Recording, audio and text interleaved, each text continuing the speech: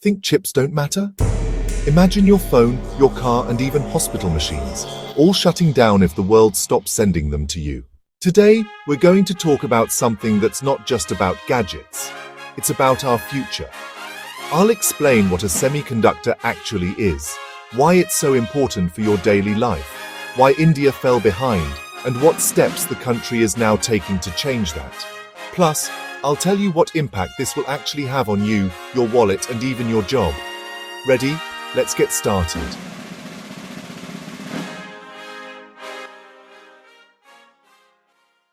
Let's start with the basics. What is a semiconductor? Think of it as a tiny brain inside almost every electronic device. Your smartphone runs on semiconductors, your car's sensors, semiconductors, even advanced medical equipment like MRI machines or ventilators? Yes, they run on chips. Without them, our familiar way of life would stop working. Now the question is, why did India fall behind? There are mainly three reasons: money, skill, and infrastructure.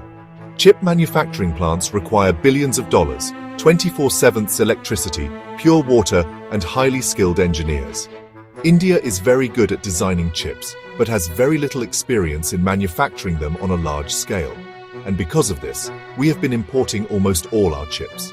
This is risky because a global disruption, like COVID or the Russia-Ukraine war, can make phones, cars, or laptops very expensive or unavailable. Remember the chip shortage during the pandemic? Car companies like Maruti and Mahindra in India had waiting lists up to a year. Why? Because they couldn't get enough chips for basic car functions. We've been so dependent. That's why the government launched the Semicon India Mission, pouring billions of rupees through subsidies and incentives. Big projects are already underway. Tata with Taiwan's power chip in Gujarat, Micron's $2.7 billion chip packaging plant in Sanand, Foxconn HCL facilities, and even India's first indigenous chip named Vikram. This is India saying, we don't just want to use chips, we want to make them. But here's where it gets interesting. What impact will all this have on you, the common person?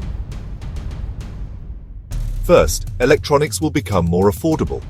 Today, about 30 to 40% of the cost of your smartphone or laptop comes from imported chips.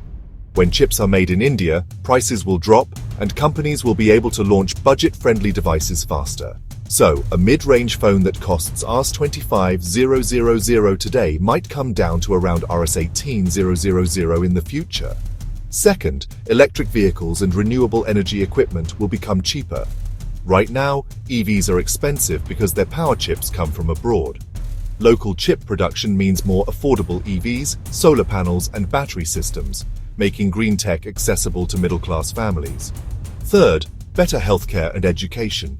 Medical equipment like CT scanners, ultrasound machines, or even portable health devices will become cheaper and more available. In education, EdTech tablets, laptops for students, and even internet connectivity devices will become cheaper, reducing the digital divide for rural India. Imagine government schools distributing affordable India-made tablets running on India-made chips.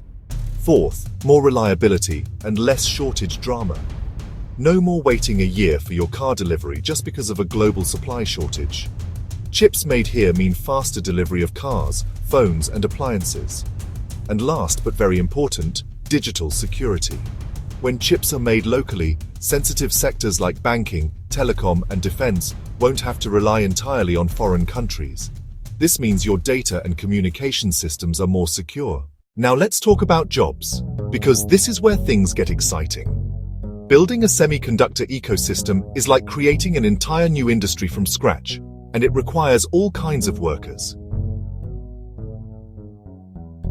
At the top are chip designers, R&D scientists, and process engineers, the brains behind the conception and creation of chips. But fabs also need equipment technicians, cleanroom operators, packaging engineers, and quality testers. Jobs that diploma holders, ITI graduates, and young engineers can do. Then construction will also boom. Micron's Sanand plant alone is expected to create 5,000 direct and 15,000 indirect jobs. These fabs are huge, spanning hundreds of acres.